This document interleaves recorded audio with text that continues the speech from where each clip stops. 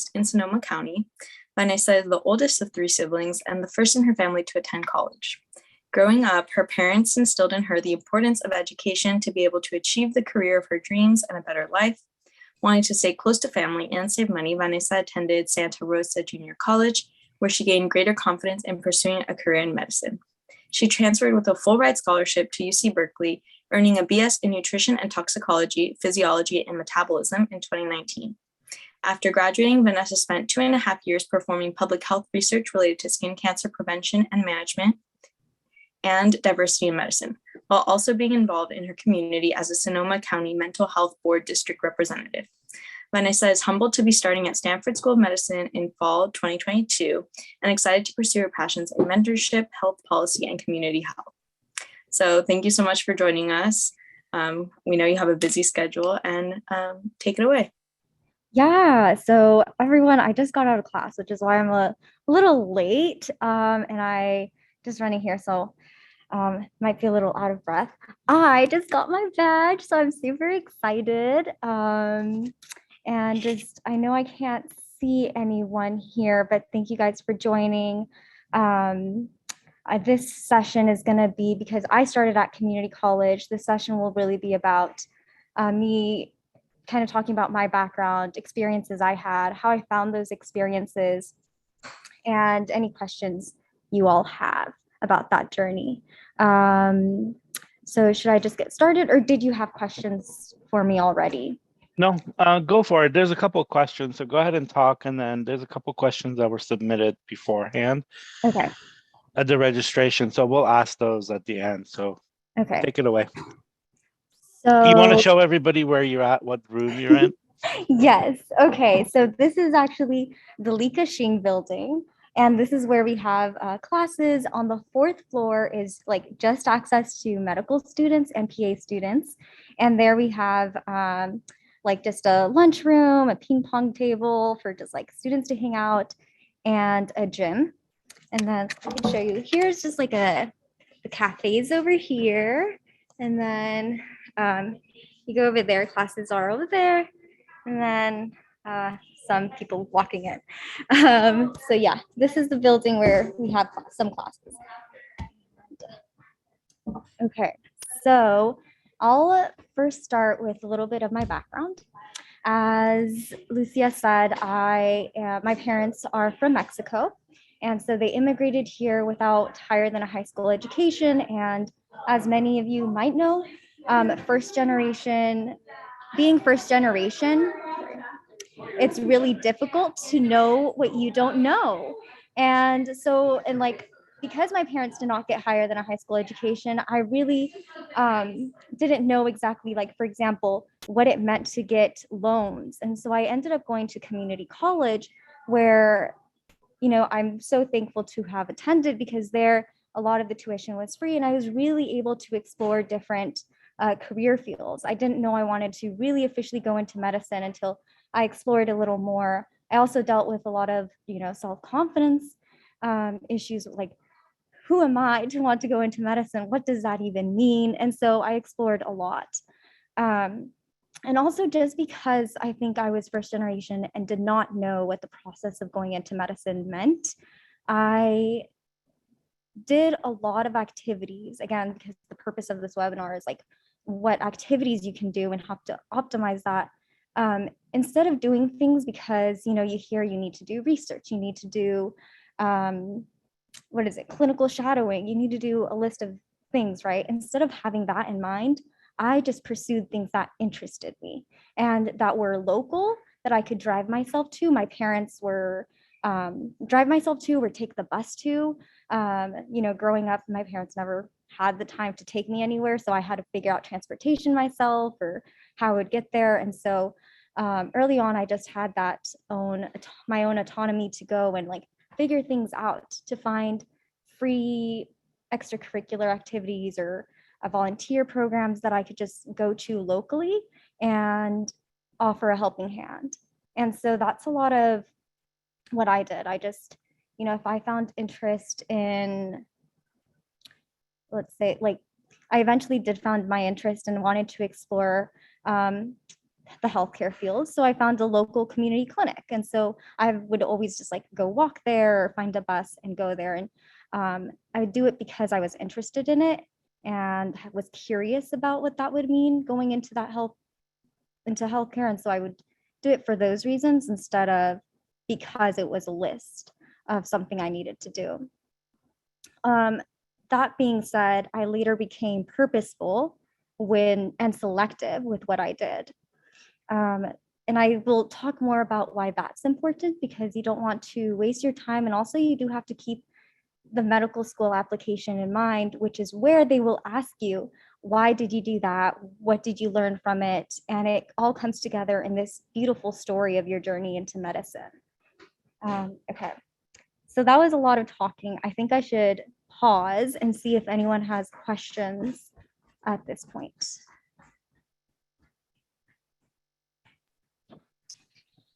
There was one question that I was asked during when people registered. How did you make time for school and extracurricular activities? So I don't know if I'm like the best example of like balancing life with school, because I did dedicate a lot of time. Like I was very fortunate where I was able to live with my parents. So that's one thing. I lived with my parents, so I didn't have to, cook for myself. I had my mom to cook for me. So that's extra time that I was able to take advantage of to go out and do extracurriculars, and where I could dedicate a lot of time studying. So I enjoy studying. So I was out studying until really late, and so that's how I was able to, and I didn't really have, again, like that much, I guess, fun or going out to many parties. So I really just dedicated myself to doing well in my classes and finding those extracurriculars that I found gave me a lot of joy and took the place of going out to party, for example. I don't know if that's, again, the best answer, because you should enjoy your life and do things, but I found a lot of enjoyment in doing these extracurriculars. And again, I had the privilege of living with my parents and having that extra time. Any other questions?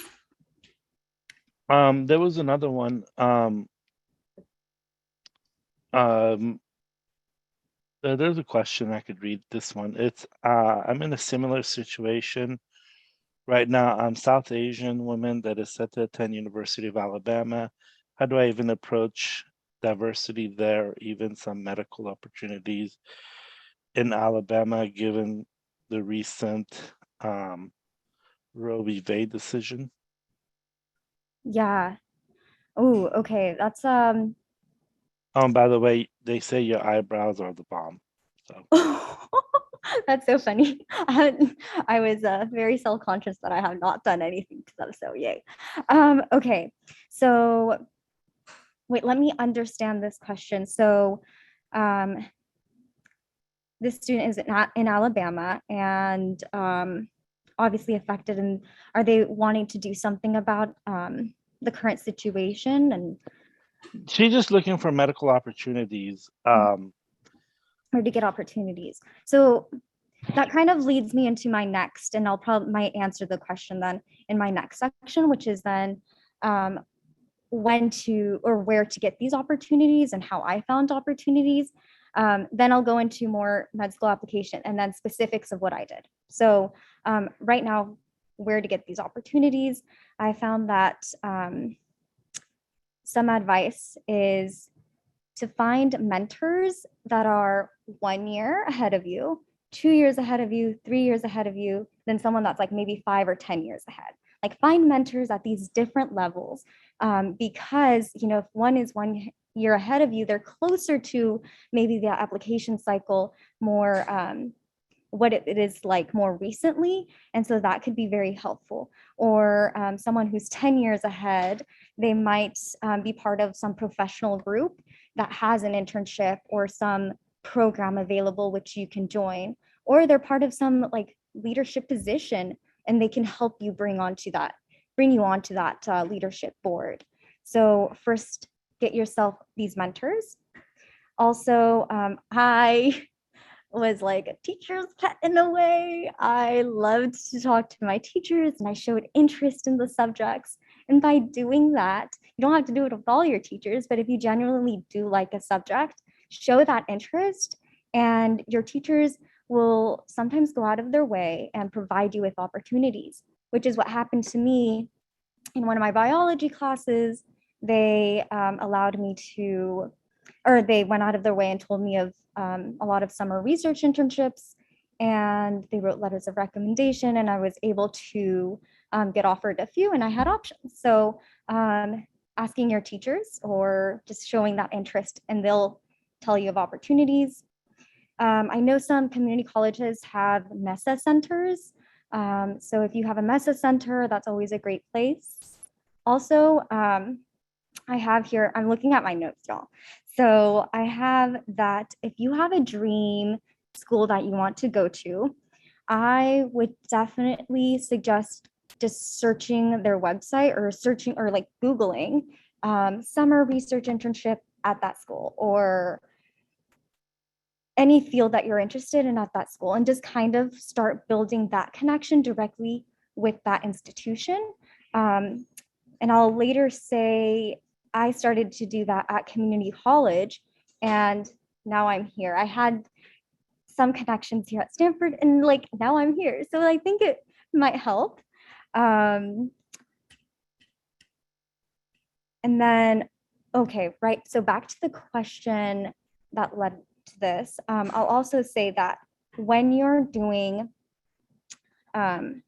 looking for opportunities, again, Googling, just one other thing you could do, and something that I've done, and you heard earlier Lucia mention, is I'm part of the mental health board. I was appointed to the Sonoma County Mental Health Board, and I'm one of the youngest and one of 2 Latinas on the board. Everyone else is old and white. And so I bring this like new perspective, and I feel like it's such a privilege to be in this space, and like such an honor to hopefully bring a new voice into the board and bring the Latinx voice there. And so that's something you could do locally and can show leadership, is just look up, you know, what positions are available in your county for different boards. They have, you know, they have more specific to women's, some have like women's health, some have about parks and recreation, and this all affects your community's health. So looking at that can be ways you can advocate for your community, show leadership, grow your just passion, and if you're interested in like policy work. And so that, I think that's another way to get involved, especially now with Roe versus Wade. Okay, so I'll pause there again. One of the other things is, this is an election year, and being involved on political campaigns, you get to meet a lot of very important people, and you don't really need to have much experience. And I would bet you most of you have more experience doing social media and those types of things than most of the adults. And so just local campaigns, city council, board of supervisors, Congress, state senate, state assembly, and just asking them to be involved, and more likely than not, since you're young and know how to use social media, you probably do first. You'll deal with social media stuff, and if you don't want to do that, you don't have to. You know, nobody's going to force you to do anything. Oh, that is such a great point. So the reason I got appointed is because I, you know, I've never I don't think I had ever campaigned before, but there was the first, you know, a Latino council or someone who wanted to become a council member, and I really liked what he said, and I would just join him to go out and campaign for him. And then because of that connection, I made more connections, and then I got appointed to the board of mental health. So that is an excellent point, Juvine. If you guys are interested in that, that's coming up. That's a great way to get involved too. Awesome.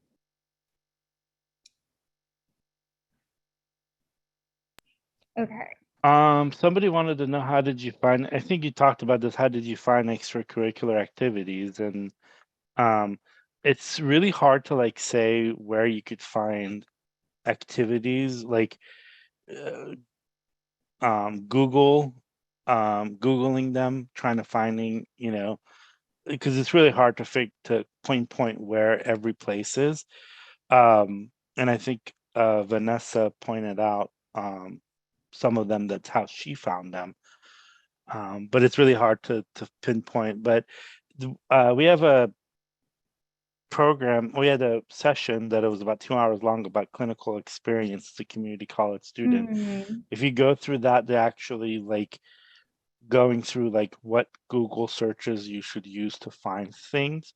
So you should probably, we put that in the chat and it's posted on our website as well, but how to Google certain things. And that's like a really long, and there's screenshots and stuff that you could see. And there's a PowerPoint on there as well.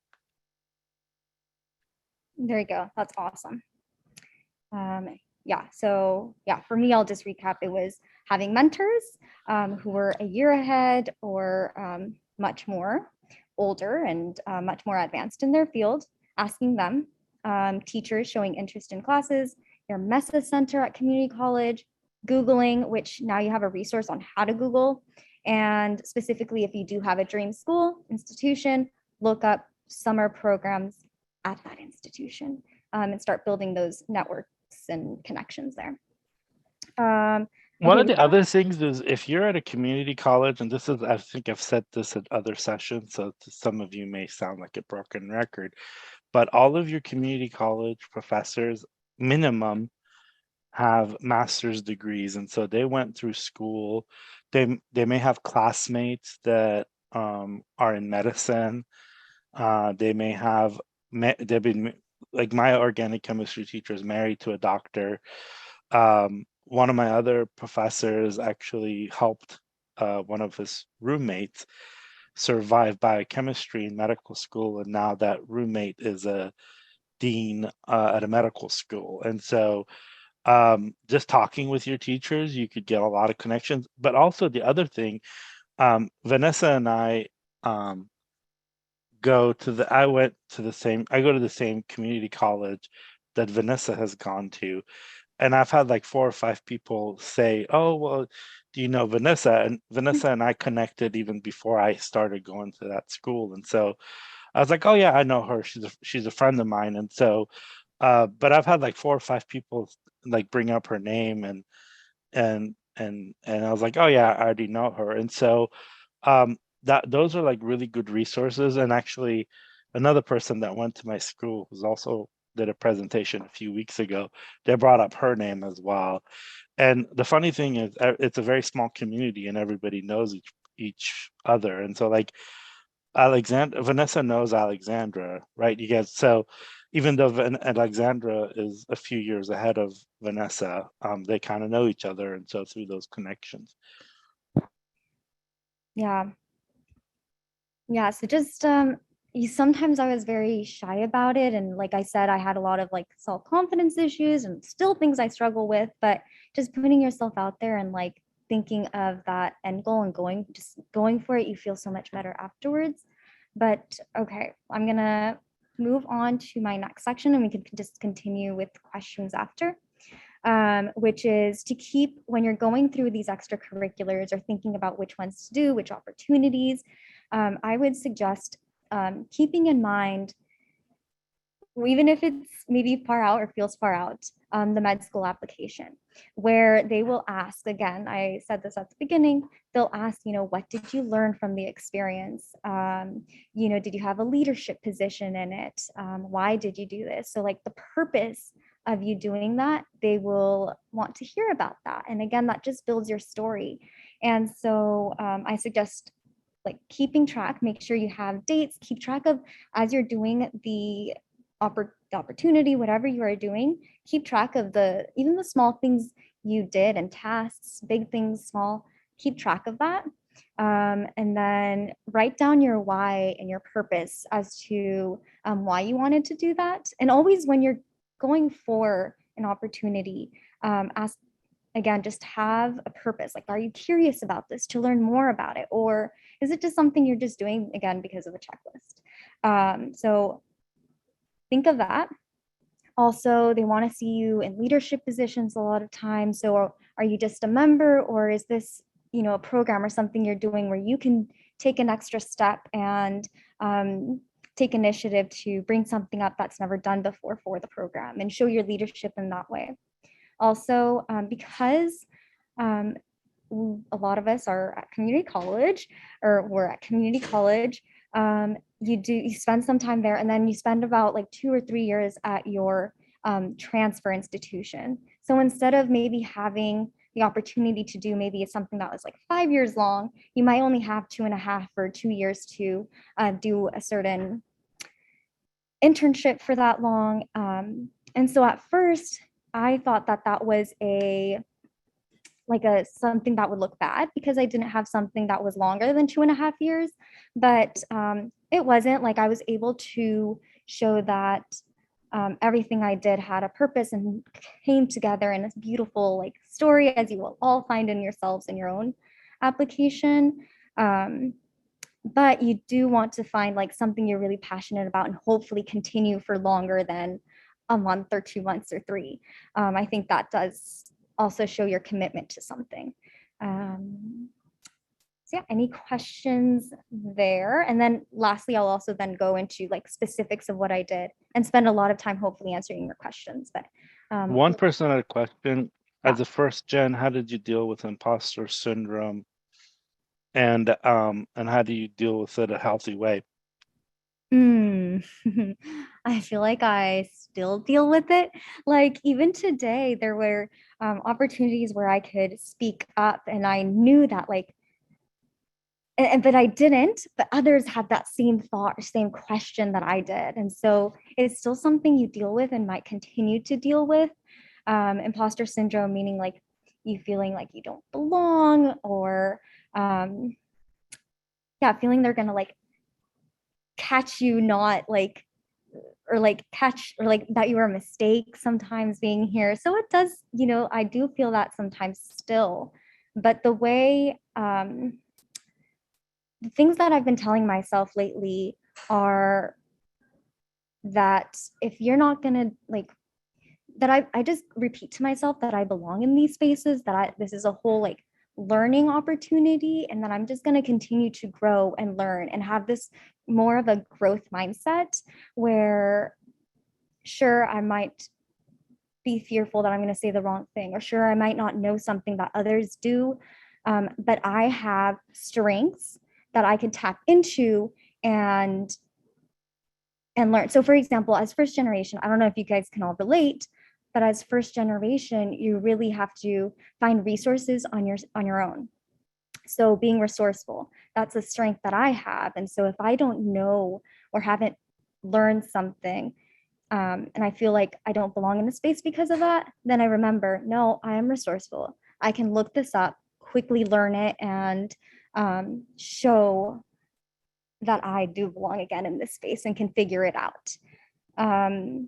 And then also that I have just reminding yourself that you have a voice and your background can make an impact and has an influence in the conversations and groups that you are a part of.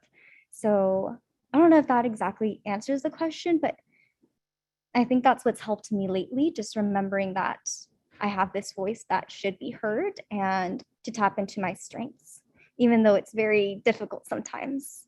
So I would say imposter syndrome is like a much longer conversation, and so we had somebody who did it, and I put the link on there, and it's like an hour and a half long about how to deal with imposter syndrome.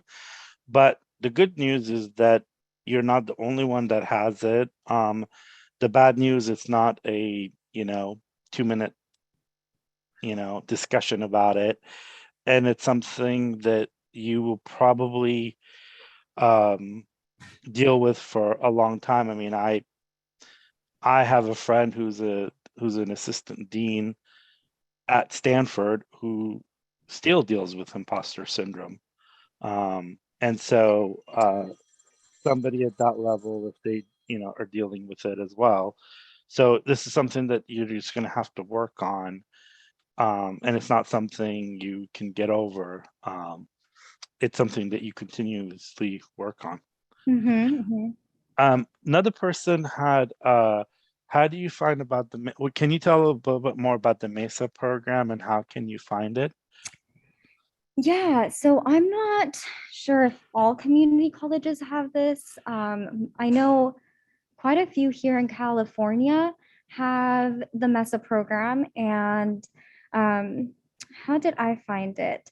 So I found, okay, if I remember correctly, it was just like, again, putting myself out there. I think I remember just turned to one of my classmates at community college, one of my first classes, and we started to form a study group. And then they mentioned, hey, do you want to go study at the Mesa Center? So they already knew about it, and that's how I heard about it.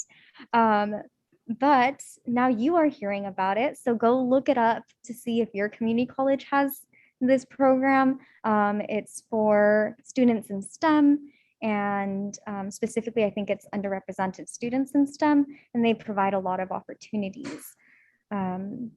If Yes. not, there's the STEM Center. There you go. Yeah. Awesome. So I actually looked up so I put this Mesa statewide link on there in California where you could go look at it. I think it's a California thing. Okay. I don't know if there's any other place, but I put the state one, and that person who asked the question, I looked up at the registration where they went to school. And so I put that their school, those two schools have them. But the other part of it too, there's this big initiative in California. So a lot of places that may not have a Mesa Center, but have STEM centers. Mhm. And so it's a cross hybrid of what Mesa does. It's just a different name and a different title. So yeah, and so you could look at it, and then that person then asked a question, went to those schools, and so I just pulled it up Awesome.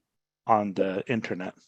And okay, so two things that just came to mind. One is, so when I would go, like, so the Mesa Center had like a binder of like opportunities, and so that could get overwhelming. Again, I would just think about, what are you interested in? Where do you want to go? What is your purpose? Or what's the purpose of doing this opportunity? And like, so then narrowing it down that way, and then also creating an Excel sheet so that you could keep organized with deadlines. Okay, but anyways, let's continue. One of the questions was, how did you decide you wanted to be a doctor instead of a PA or other health professions? Yeah. So during my exploration at community college, I actually ended up taking anatomy and physiology, which are not required for medical school. I'm very grateful I did, because our community college has actual cadavers, and that's like super unique, even for medical schools. But anyways, that was like so fun. So I explored these other fields because I was thinking maybe nursing, maybe PA school, maybe public health. And so I looked at all of these options, but really it depends on everyone. But for my own personality and who I am, again, I love studying. I don't have a rush to get out of school. And after taking anatomy, I really just thought to myself that I just had so much fun, and I wanted to continue on a longer journey to take anatomy again. And as a physician, I think you take on a lot of, I mean, the whole healthcare team takes a lot of responsibility, but it is you who, can sign off on prescriptions. And it is, and then is also, you can also do a lot of research. And at that point, I started to explore research. So having that combination, I think that I was just convinced and never looked back after that anatomy class, that becoming a doctor was for me, or going to medical school was for me, instead of PA school, which you get to do a lot of things. Actually, here, a lot of the PAs take classes with med students, and we have like anatomy together. So it's a lot of the same classes, But I think with medicine, you could also, again, like do more research if you wanted to. Not that PAs can't, but I think we can like do that as well. Really go into more like specific specialties, and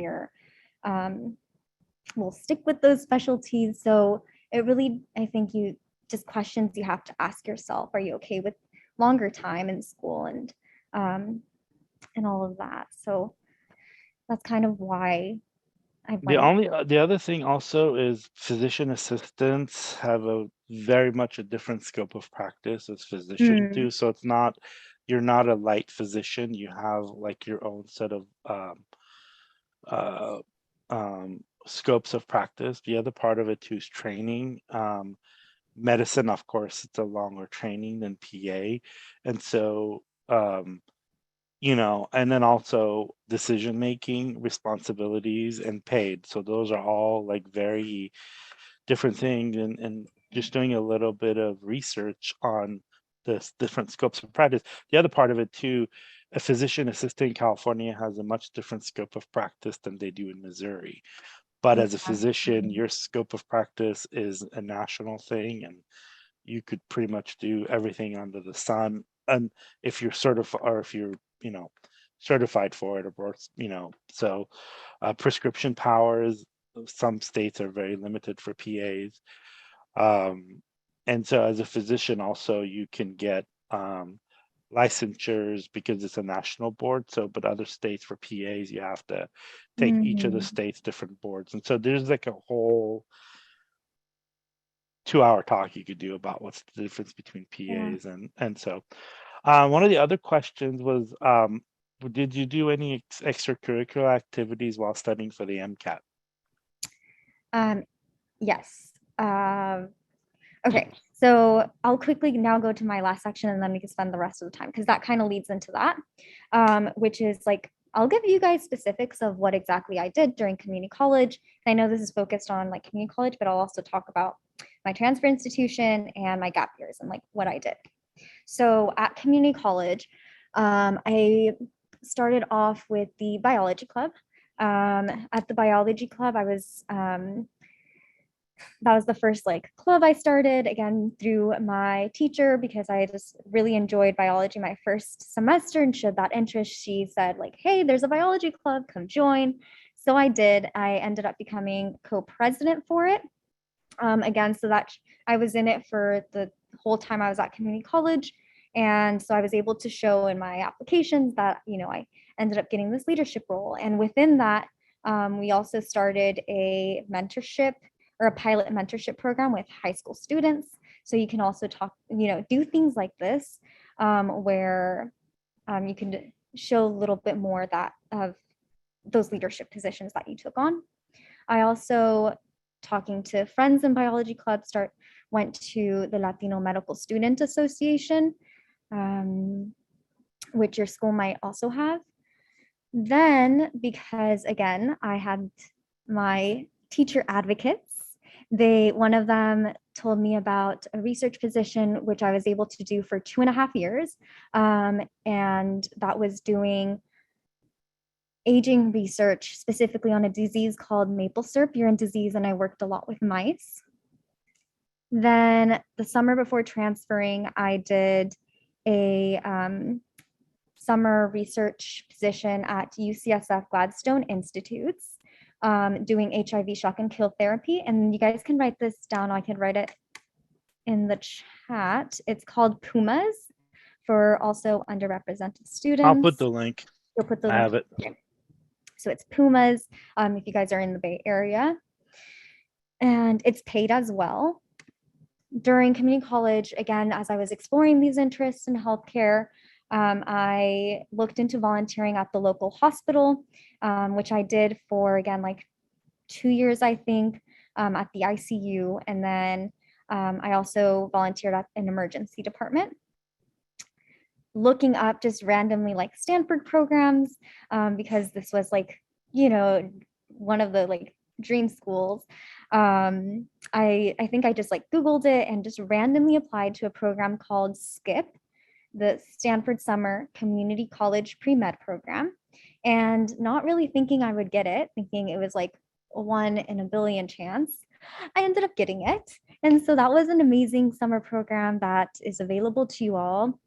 From that, again, when you're part of these programs and opportunities, you always want to show your best self. And I tried to do that. And I think that helped because it then led me to be accepted into their leadership in education for aspiring physicians program. Also at Stanford, it's called LEAP. You guys can look that up. Yeah, I'm putting the links on there. Thank you. I also, to make some, so when I first started community college, I was still working at a movie theater because I was working at a movie theater from high school. But then I realized that I was dedicating too much time to school, and like actually one of my math classes, I wasn't doing so well for the first 2 exams. So at that point, I really reevaluated. I had saved enough money, and again, living with my parents, I could stop working. But I still wanted to make some extra money because I couldn't, my parents don't have like much, they can't give me money. And so, to make some extra money, and also, it's kind of leadership, you can tutor students. So I tutored at my community college. And so that was all community college. Then after transferring, the transfer process it can take time getting adjusted. Being at a new institution, finding new friends. And so, and you only have 2 years to really be part of something. And so when I finally got adjusted, I found an opportunity, for example, where I could be a nutrition TA and for Spanish speakers at a community clinic there. And then, I would just get emails of opportunities. And when something that really interested me came up, I would just take advantage of that. So then there was like a massage class where, as a massage student at UC Berkeley, you can volunteer for a clinic where houseless women would come and you can massage them. So I did that. I did try research for a semester at UC Berkeley. It was in like more data science, and that was more of like finding out that I was not interested in that after doing it for a semester. So it kind of helped, again, like part of this journey for you all is exploring and like finding your passions and putting yourself out there to new things you're curious about. And sometimes you realize that's not it. And that was not it for me. So I didn't really talk about that in my application, but at least now I know not to waste my time in that because that's not for me. And then there's also a program called Deep Talk.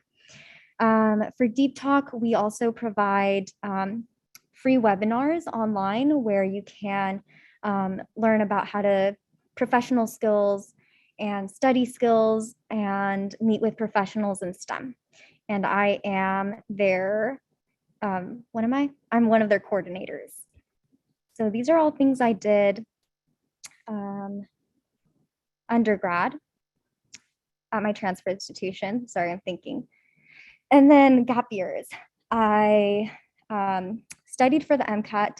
While studying for the MCAT, you do want your breaks. And for me, what helped was, again, knowing that Stanford was a dream school, I just Googled, I was interested in mental health research at that point. So then I just Googled mental health at Stanford, found a lab, emailed them, and found unpaid, but just asked if I could come in a few hours just on Fridays.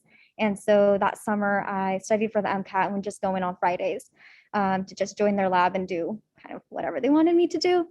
But then I was able to put that on my resume. And then I found an actual paid full-time position at Stanford for public health research. And because I was already, saying that I, as part of the Stanford community in that sense, I think that helped them to be like, okay, well, she knows people there. Let's keep her on and give her this position. So I did that, and then more of the mental health board.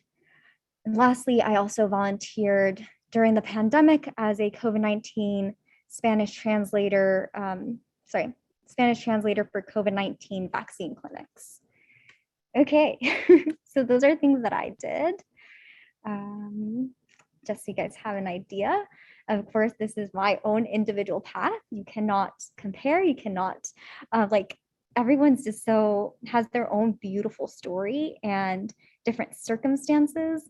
And as I said, keep in mind just that med school application, and as you're doing these and finding opportunities, your purpose, your reason why you're doing it. Okay. Questions. Another question, could LinkedIn or Handshake be a good resource to look up opportunities? Yes. Yeah. I think actually I think I got this research position that I told you was full-time during my gap years through LinkedIn. So LinkedIn's a great source. And then Handshake, I think I did apply to some jobs on Handshake, which did not work out. So during this whole thing, like, rejection is inevitable. If you're not getting rejected, you're not trying hard enough, y'all. Yep, rejection is part of adulting, I guess you could say. Any advice on how to stand out in the Stanford admissions for medical school? I would just add this, that you just have to be awesome like Vanessa, but she could share that more. Like I said, there's that like imposter syndrome of like when I got accepted, I was like, is this fake? Is this like how? But you start to, I think you just being, I don't know how to respond to this. I feel like I was just in this whole process. You just have to stay genuine to who you are, your passions. And though like in my own I think like I don't know enough or don't know, but I do have a voice, and I was able to express that during the application cycle and interviews. Just again, being passionate about something that will show through. And also one thing that will just like apply early. I think that's what helped a lot. I submitted my secondary to Stanford early August, meaning I submitted the primary application personally mid-June. You could do it earlier, but I applied mid-June, and then got the secondary early August and submitted that as soon as possible within like 2 weeks or 1 week.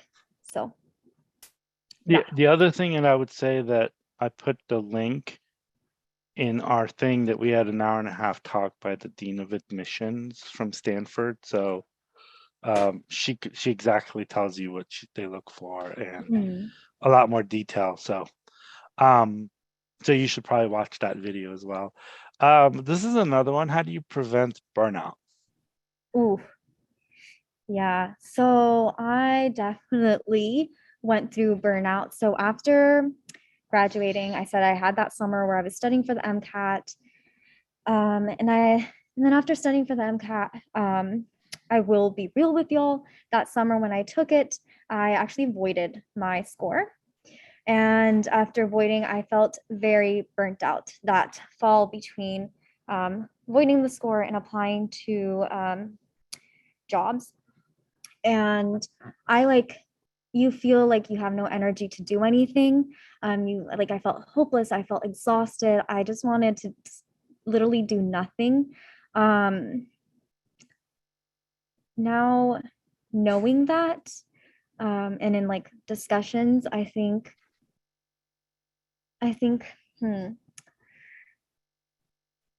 sorry, there's like a lot of like personal things of why I did experience that burnout, but also just in general, I guess you'll hear, and like Juveen, Lucia, like bring in your own thoughts here of how to like not get through to burnout, because I know that I haven't mastered this. But like right now I am taking time making sure I'm exercising every day, and like just hang out with friends maybe. I don't know. I think you guys need to pitch in here. Lucia, you could go. I definitely agree about, finding time to do self-care activities, whether that's like working out or just going outside, being in non-stressful environments, especially, during the pandemic when we're spending a lot of time at home. I think that's definitely it. And then, as Vanessa has been talking about, just doing activities that bring you joy or some sense of fulfillment, so that it's not all draining activities, and that even when you're participating in your extracurriculars, you're still getting something positive out of it. I feel like that's helpful as well. Yeah, I would say for me, it's such a personal thing. But I'm also like the worst person to talk to about, because I go from school to work and I have a pretty high stress job. And then I do some of this, and I also do. So I'm like the wrong person to say this, but it's kind of what Lucia said, like what brings you joy. Um, Doing this stuff kind of brings me some joy. Actually brings me a lot of joy. Um, but I also live close to San Francisco, so a lot of times I just take my backpack and go to the city. Now that with the pandemic, it's kind of hard, but just go to the city and find a place to read or study. Or I love live music, and so I volunteer with this organization called RockMed, and I get to take some of my medical skills. And actually, anybody can do RockMed. The minimum is you need to have a CPR, but I'm an EMT, and so I volunteer for RockMed, and I watch concerts and help, a few people here and there. But that brings me a lot of joy. Friends bring me joy. I work with some really amazing people, and so we try to do. But you just have to make time for it, and I think that it's such an individual thing, because what one person enjoys, what brings joy, is totally different from someone else. And so if you ask me to, I don't know, go to a club and stuff like that, that's probably not. But to you, maybe doing that it brings you joy. I don't drink, or I don't drink or anything like that. So yeah, it's a personal thing more than anything. Politics brings me some sort of joy and anxiety, but that's Yeah. a whole different thing. Um, Can I? So I guess also, I guess this is more of like what motivates me, but like part of like this whole process and the application cycle is just very, um, that also burns you out. It's very exhausting. It takes a lot of energy, and like so many emotions come up. And I think what helps is, again, just having your friends to hype you up. So I talked a lot to like the amazing friends that I have and I'm so grateful for.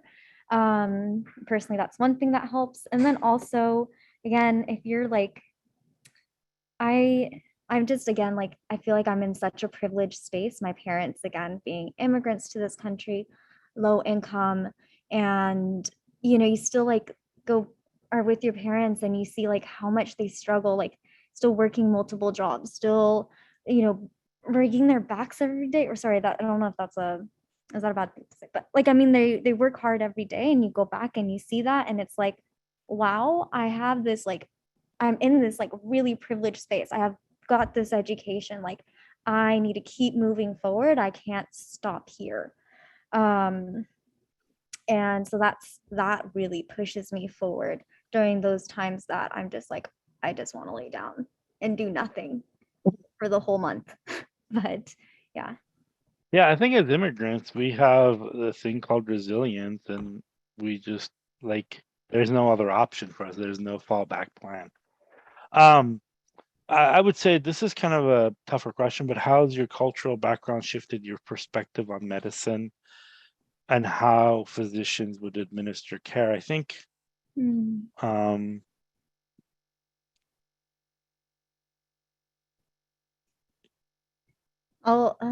So yeah, these are great questions. I think like some first things that come to mind. Um, So I grew up like my parents didn't have health insurance, like they still kind of don't. So you grew up seeing like, okay, uh, what the lack of resources or knowledge of resources. Also, still not enough Spanish speakers in clinics. So then you'll see like family members, family friends, coming back home or like coming to tell you like, oh, this doctor prescribed this medication, but I didn't understand what that was. So I'm not going to take that. I don't feel confident in that. And so I'm going to continue taking this natural remedy. Also, like maybe that physician doesn't know to discuss maybe natural remedies that that are custom in a culture, or like to be okay with like the patient maybe trusting those more and like having these discussions with them. So I think like there's just so much that you can go into in that question, but yeah, these are things that just came to mind. What research were you involved? What research opportunities were you involved with throughout university? And at Stanford, I think you mentioned most of them. Yeah, so summary, at community college, I did about 2.5 years at what was the Buck Institute for Research on Aging in Napa, if anyone is near Napa.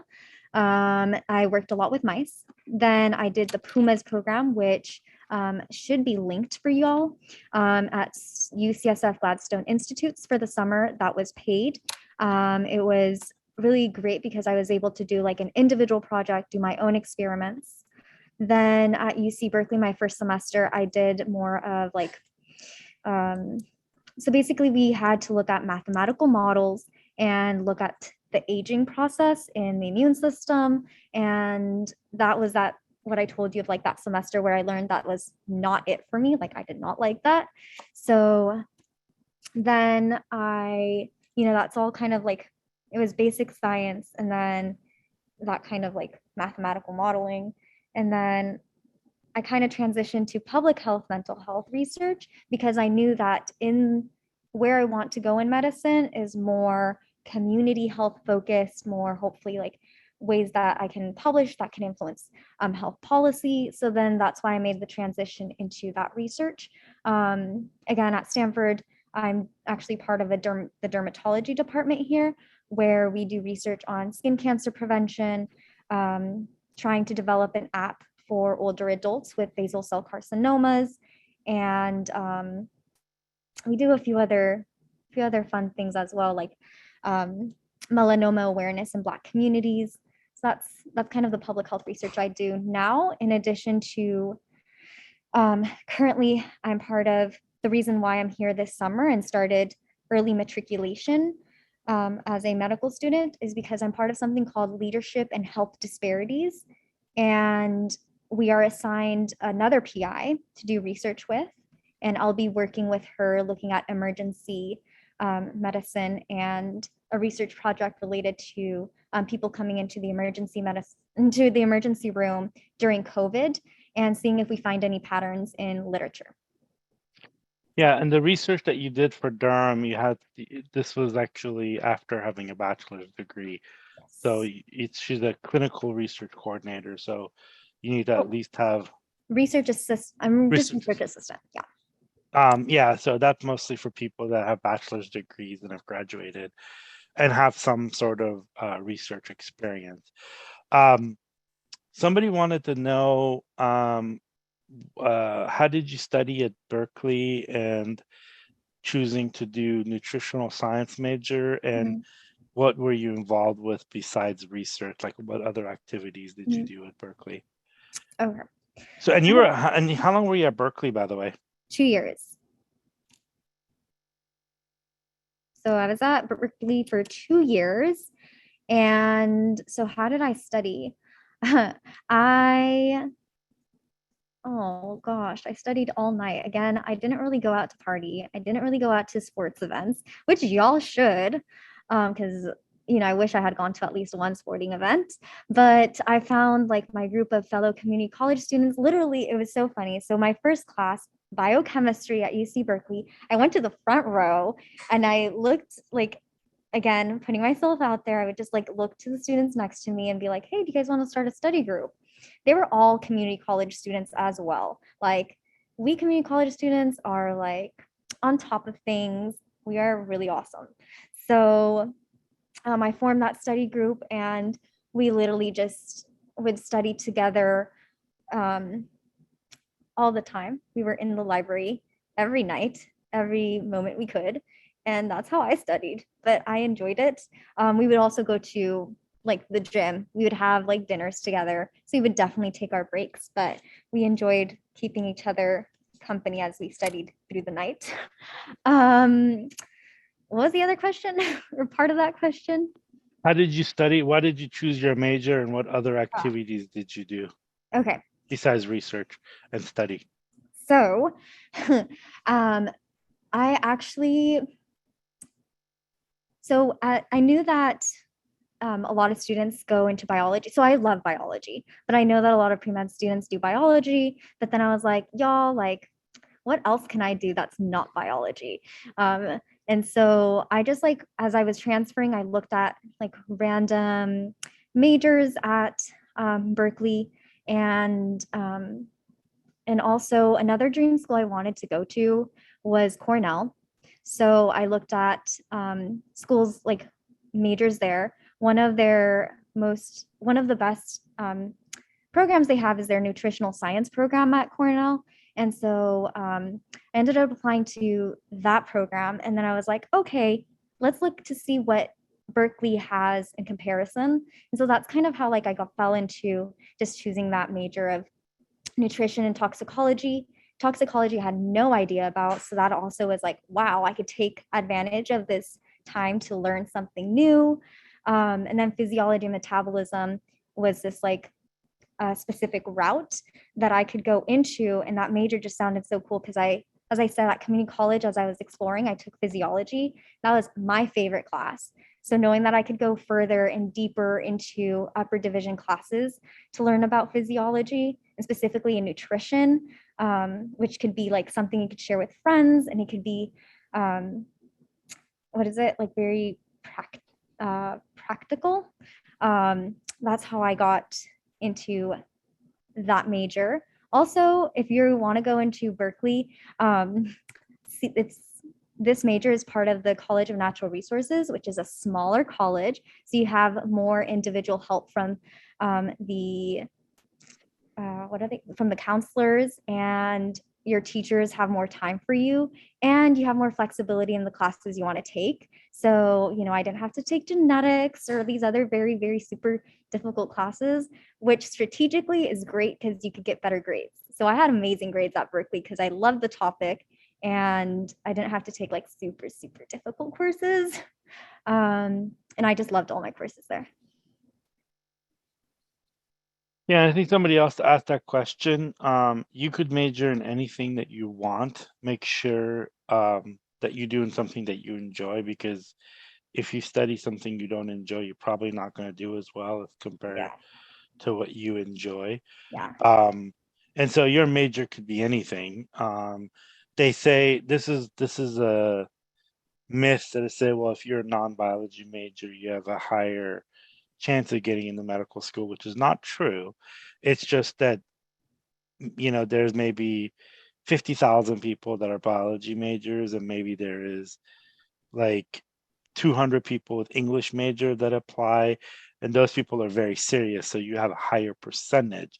But that doesn't mean that you're gonna you could be a major of anything as long as you've taken your prereqs for that school and for the AAMC, then you can basically major in anything. And so she did nutritional science. I know a lot of people at Berkeley do public health, bachelors, people do a lot of different degrees. And so, yeah, be strategic. Like definitely, like if you're choosing a major where like you'll take classes you don't like, your grades might suffer. So definitely, like I loved the classes I took, and I think that helped so much because I loved studying it, and it just made it easier, I think, for me. Okay, no, Lucia, the floor is yours. Another question asked in the chat was, once we participate in similar summer programs like the Stanford summer program that you mentioned, how would you recommend we keep and further those connections with the professionals that we meet there? Yeah, that's such a great question. because people don't do that apparently. Like they don't do that sometimes. And like keeping those connections are so important. So that was, oh, I don't want to date myself, but like I was at community college now like a long time ago. And but every year I would just email the people from Skip from, you know, these programs. I would email them with like an update or sometimes more if something else came up, or just like checking and like, hey, I just finished this year, but I did this research position. I just wanted to let you know. Or like I got this award. I'm so thankful. Like just reminding them that I'm so grateful for their help to get there. And then just like staying connected with these like random notes that you take, like send them, will help later, because I was like, even if I was with them like back then and had not worked with them since, I was still able to get letters of recommendation from people from the Stanford Summer Community College PreMed program, for example, and have like, yeah. So I was keep in mind like letters of recommendation, and that being a reason why you should just randomly keep them updated with things.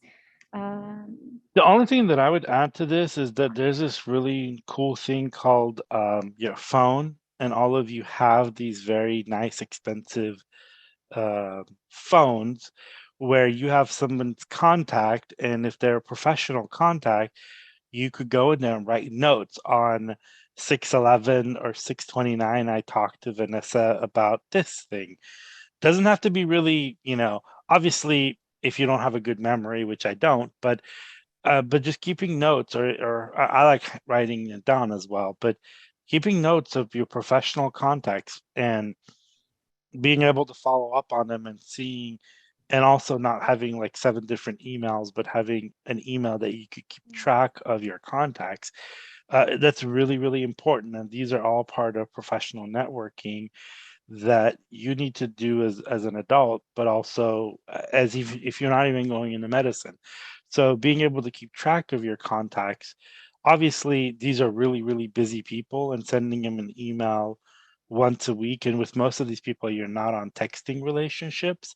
So keeping track of them, and not, not emailing once a week, but maybe every few months, once a year, twice a year, just setting them updates. But also there's this thing now with doing remote stuff. So if you do a summer research program, you could ask them to say, hey, I'm going back to my school. Can I do some research remotely?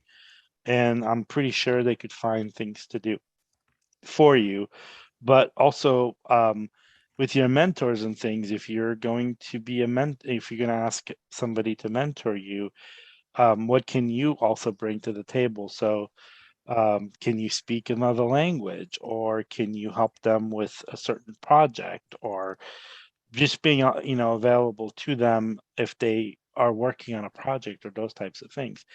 So again, it's kind of like this whole give and take, and being able to keep your relationships, because you can't email somebody after 5 years and say, hey, can you write me a letter of recommendation for medical school? They'd be like, I don't know, I've not kept in touch with you.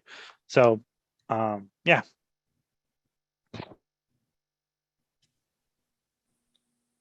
And then another question asked in the Q&A was, what would you say is the best way to utilize resources like the LMSA associated with our school? So, okay, with LAMSA, I think at community college LAMSA, what I did there was, or how that helped was, I found out about, like, for example, the UC Davis Free Health Conference.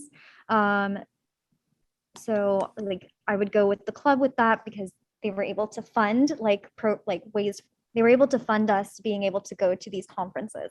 Or also Stanford has the SUMA conference. So I benefited from LAMSA in that way, where they could pay for us to go to these conferences. Also, I don't know what others have to say about this, but sometimes, again, being in part of groups where they're also pre-meds, you can get into this. If you get too much into that, I feel like sometimes you can, you'll be like, oh, they're doing that, they're doing this, like I should be doing that.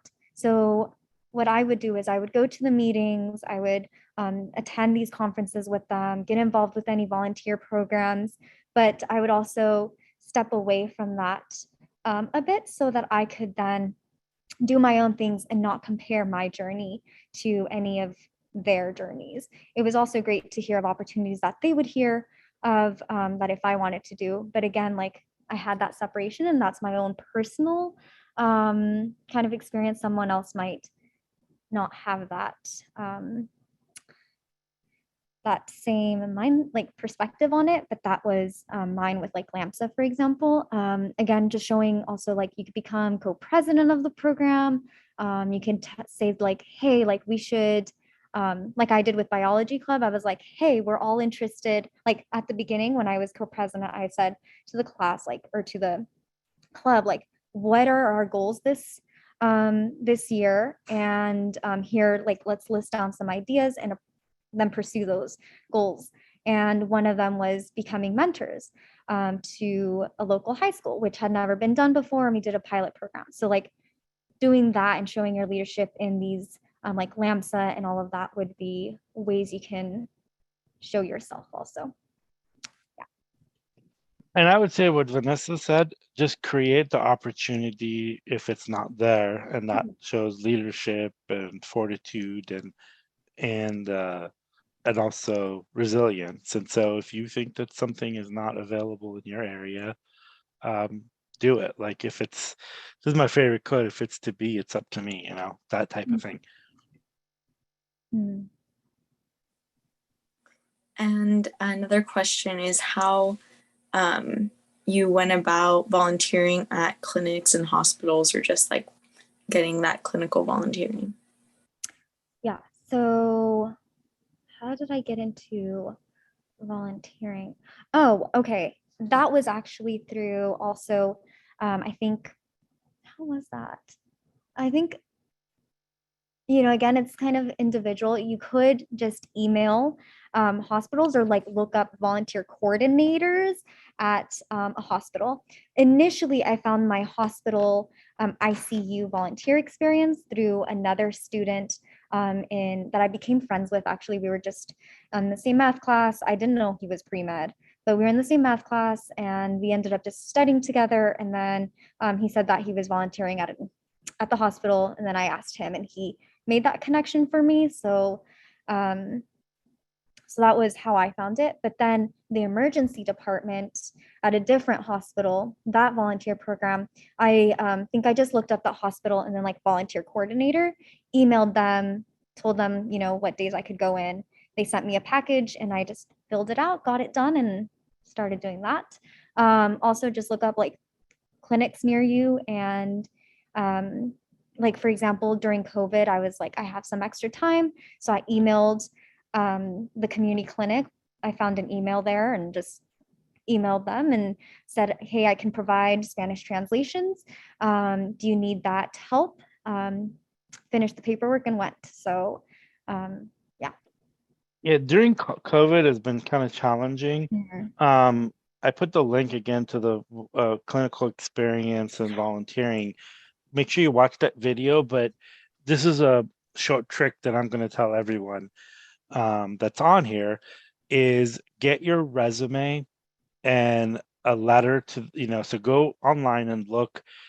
Don't go to these big hospitals. So if you're like right next to UCSF or UCLA, big hospitals are very big and complex and complicated. And so what I would do, put together your resume and then find the doctors in your area, write a letter to them, and then take it physically, you know, put it in an envelope, address it to them, and take it physically to their clinic and say, hey, and these are smaller clinics, community clinics, smaller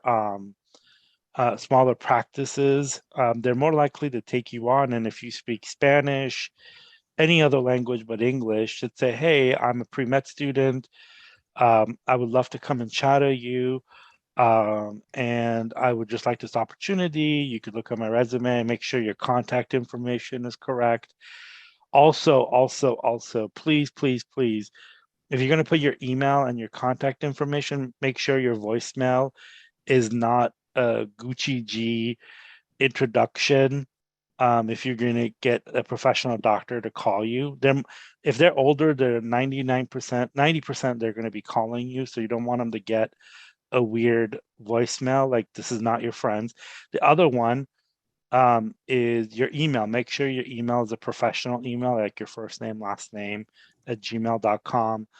I've seen some weird emails like, slap my, whatever at gmail.com. Do not ever put your professional email, something like that. But literally go to like 20 places and drop it off, and they will hand it to the doctors if it's addressed to them. Emailing works, but the doctors never check their emails. And so it's usually like a front staff person that really doesn't is not like part of their job or important, so they may just like delete it. But if you're trusted to a doctor, they would say this person is professional, this person actually has initiative, and they were also pre-med, and so they're more likely to reach out to you and say yes. And you're going to get rejections, and that's part of life. But any place that you live close to you, you could look at these clinics and just find a doctor. And this person can also be your mentor. This person could also be someone that you can utilize as a resource in your own community. And with big hospitals, like hospitals right now, it's really hard to get in because of COVID. Like my hospital just finally let volunteers in, but not in the clinical setting. So like they work at the gift shop or just like the entrance. And so with times of COVID, it's more challenging. But then make sure you look at that 2-hour video that we did, because there's a lot of opportunities that you could do these really short things like becoming a doula, which is like 30 hours or something you could do. And if you're interested in mental and women's health or birthing and things like that. And so make sure you look at that video, because that has a lot more information that I could give in 2 minutes or whatever. Thank you. And we have a couple questions about your gap years. How did you decide to take however many gap years you took? And yeah. Okay, I think, how many gap years? Yeah, so I think in total it's been 3 years. So I think for me it was really the MCAT. So as I said, I took the MCAT that summer after graduating, but I avoided. Then I was burnt out, started working. Then there was the pandemic. And so then that kind of like took me out another year where I was like finally just ready to take it, I think the summer after. And then actually no, so what did I do? So sorry. So then, okay, so the pandemic happened. That was another year. And then the MCAT that I scored and used for this application cycle actually was so I applied without my like MCAT score that I used. I actually took the MCAT in August after applying and after after like secondaries and everything, I still had to get them my score. And so I don't recommend that, but I think that's kind of what like took me out for that many gap years, just like the MCAT for me. But I don't regret it because I had a lot of fun also during that time, which again, like I had that burnout and I think I really needed to just have fun. I was able to travel. I was able to go like on an RV trip and do a lot of the things that I know that I would not have done otherwise if I had applied immediately. So yeah, I had fun during my 3 gap years. And the application cycle is like really a whole year process. So that whole year is kind of a little stressful also. So I'm happy I had that like extra year, though it was like COVID, to do some fun things and keep doing research. On the topic of the MCAT, someone asked what were your MCAT study tips and resources that you used to study? Mhm. So I think like really my last 2 months were the best. Well, yeah, I guess I didn't have much time. But what helped me was UWorld. I love UWorld. So I recommend that to take a lot of like practice questions. Because I had like time between, because I did have these gap years, I read the Kaplan books. So I read the Kaplan books, went through those, took notes, and then took the time to go through UWorld and take a lot of practice exams. And I think that's really like if you can take a lot of practice exams, go through UWorld and also the AAMC material. I think, for example, the CARS section, I think the AAMC CARS practice questions are the most like the actual exams. So these are kind of like the resources and what I used for studying for the MCAT. But that's like a whole nother different session we could go into. That would take more time, I think, because the MCAT's something else, y'all. You can, I put my email in the chat so I can send you guys more on that. We have someone who did like 2 sessions of MCAT, and the person who did it is actually an expert on the MCAT who writes books and is like a master teacher. I'll put the link to that event, and he's done like 3.5 hours worth of MCAT, how to study your first 2 years of college, and also what is the MCAT and resources to study. So yeah, it's a 3-hour talk. It's not like a 3.5 hour talk. So it's not something that we could do in the little time that we have. Lucia, do you want to go ahead? Yeah. So we have some questions about choosing which medical schools to apply to and navigating prereqs for each of these schools, and if they vary a lot or tend to look for the same thing. Yeah, I think I didn't really concern myself about that. So at community college, I took a lot of courses, more than like the transfer institution even accepted. Even also like, yeah, I had a lot of courses, and I took all my pre-med prereqs at community college except biochemistry. So I think all of them will require, for example, that year of organic chemistry, a year of physics, I think a year of calculus, a year of biochem, and you can find that list. So I think those are just like the general things. Some schools, I'll say as I was applying, will ask for you to have a certain amount of humanities courses, which is not, I think they're not like, or they might be now, pre-med prereqs. I don't remember. Again, I didn't really actually think myself about this, but like some schools require a certain amount of units of like humanities or like, yeah, of these types of courses. So just be aware to like, I guess, take some humanities courses too, or yeah. So the MSTAR, actually I put the link for the MSTAR on here, and there's 2 places that you could look for is the MSTAR, but also each medical school will put their requirements on their website, and it does take a little bit of time and to do your research. The med school, the WMC MSAR is really good because you could actually look at the different ranges of GPA and MCAT, and you could look at it, but then also doing your own research and doing a spreadsheet of those types of things. But I think if you go through community college and you take your 1 year of bio, organic, and stuff like that, you're going to meet most of it. But you're absolutely correct that some medical schools have certain requirements, like University of UCSF, I think, requires physiology, or University of Arizona. And so each of them have those little caveats that they specifically look for. Like I know Stanford, for example, strongly recommends Spanish, I think. I think so, but don't quote me on it.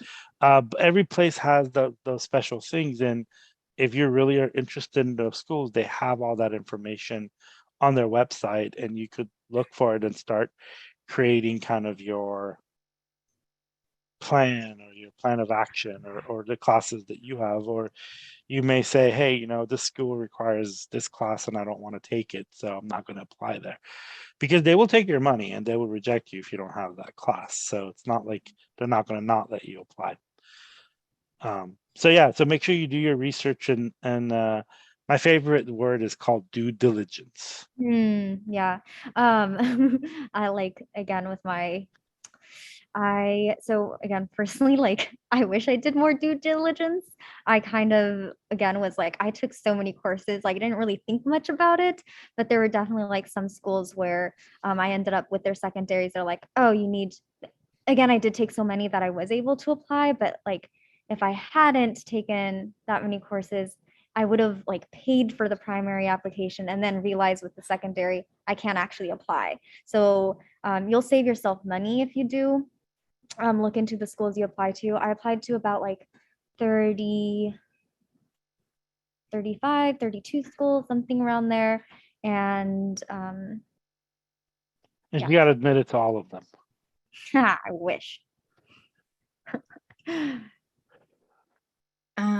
Okay, so the next question is, which you kind of touched on earlier, but someone wrote, I don't have a traditional pre-med major. How should I weave that into my story of why I applied for medical school? I'm a little nervous that admissions committees may think I'm not committed enough to the field.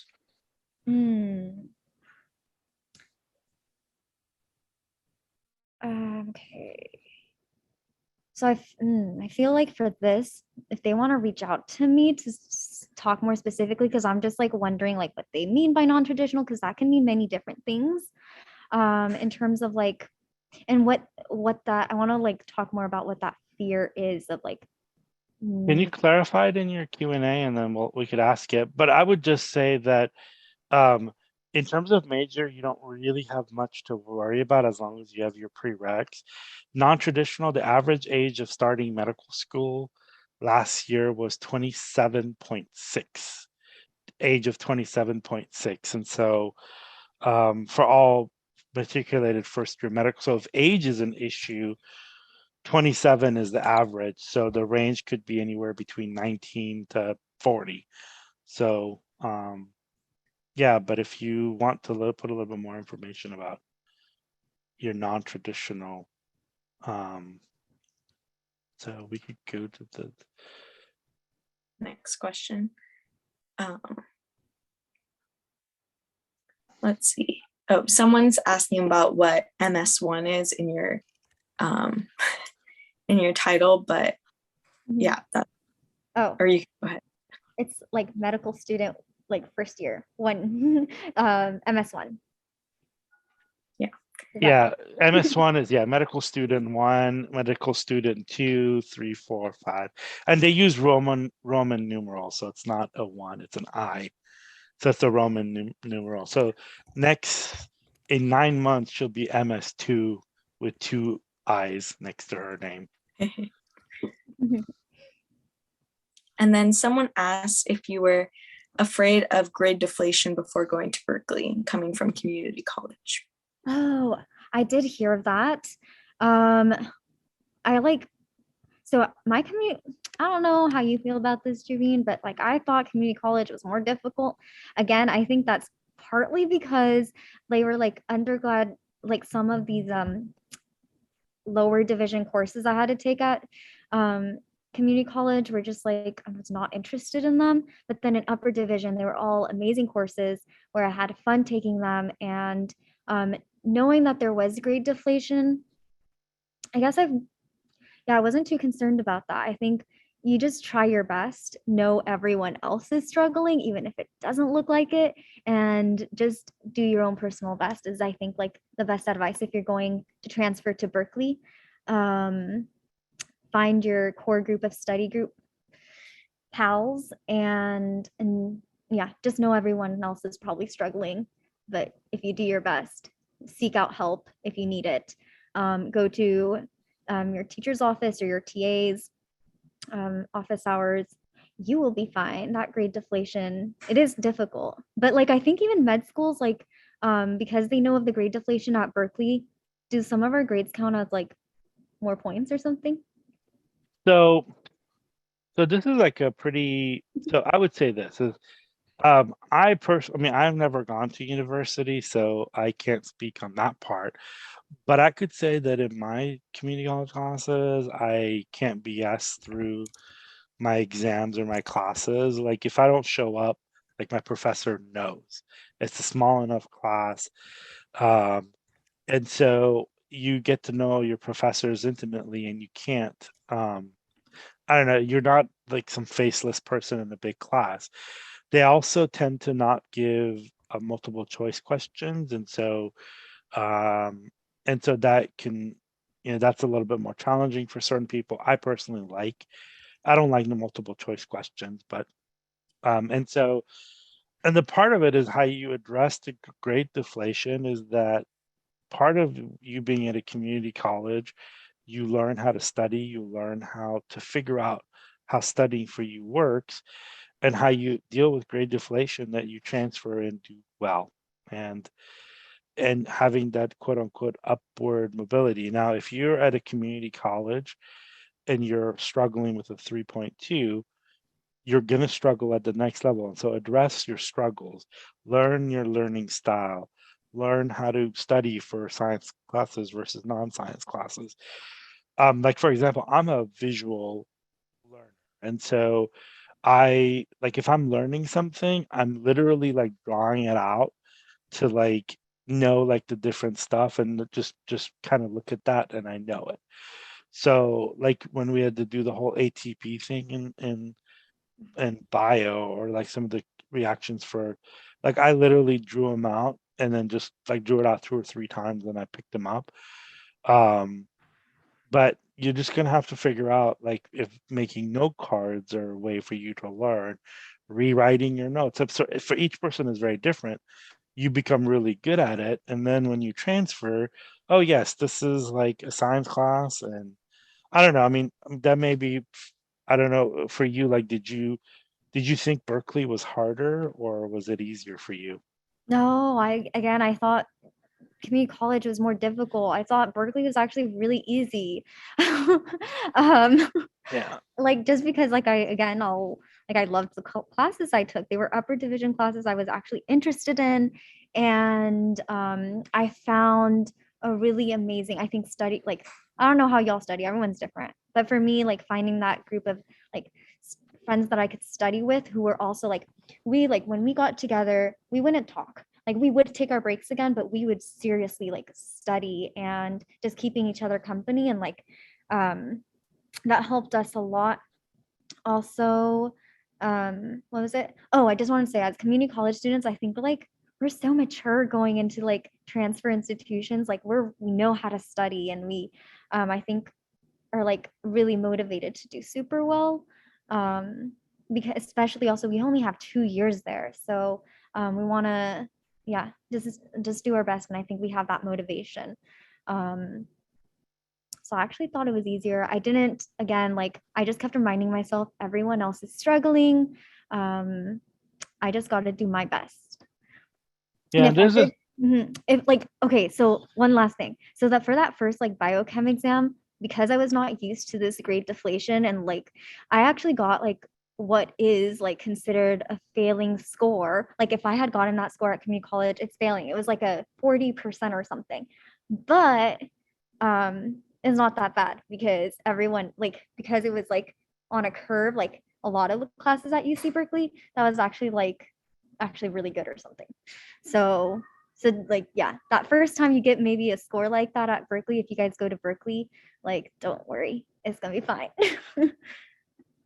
Yeah, and the other thing is for you to master anything, it says you have to spend 10,000 hours. And so if you spend a lot of time studying and how to master your study skills Mhm. and studying, then once you transfer, you don't have to worry about it. And I do think like the older you are, the more serious you are. So you're not gonna show up to a UC, Berkeley, LA, or anywhere and mess around. You Yeah. actually like know what it takes to do well in a class. And then the other part of it, if you're trying to get into those highly competitive UCs like Berkeley, UCLA, San Diego, you have to be a good student. Like they don't just let you in because they like you or because they have to. It's you actually like you apply and compete with other people and you get selected. And on that note, did you apply to only Berkeley and Cornell as a transfer student? No. So I applied to, I think, all the UCs except, I think except there was like one or two that I didn't apply to, but I applied to all the UCs and Cornell. Got accepted to them all. She was batting 1,000. Okay, there's one more question in the Q&A, which is talking about how to do well in organic chemistry. And I know you've already talked a lot about how you study, but they're asking you about study resources since they've heard this class is very difficult. Okay. So I do not like organic chemistry. Somehow I got an A my first semester, and at community college, I only got 2 Bs during my whole time there. My second semester was my second B. So for organic chemistry, again, I really did not like it. It took, how did I study for it? I don't know if I'm like, should be the one to like discuss this with y'all, but like, again, I just like, to get that A again, I don't know how I did it, but I just studied, I put in the time, I put in the work and energy. It was a lot of time and effort that I put into the class. I don't know what else to say. I mean, you go to office hours, you study with friends if that helps. It was just for me a lot of work, and I put in that work. So you just gotta put in the work, guys. Yeah. I would say that I did a lot of crying and Crying. at home I would go in a ball and no. I put a resource here called Orgo Made Simple. There's a lot of like stuff that you could find online. I was really blessed. Did you have Moss for OChem? I had Galen. People love Yeah. Galen. So Like, yeah. So you had okay. I don't more know. specifics, I just used the textbook they gave us, and sometimes I would just look at Khan Academy. Yeah. That was what I did. Yeah, there's a lot of resources you could find on the internet. Leah for Science is actually another one. I use Yeah. Orgo Made Simple. Um, it's just I think you just gonna have to like by the time you're taking organic chemistry, you've taken, a little bit of calculus, 1 year of general chemistry. But also like the thing is that I did was I had an amazing organic chemistry professor. I actually emailed him before the class started and said, hey, I'm going to be taking, and at our school, you're really blessed that you take organic chemistry with one professor for the whole year. So I said, look, I'm taking this thing.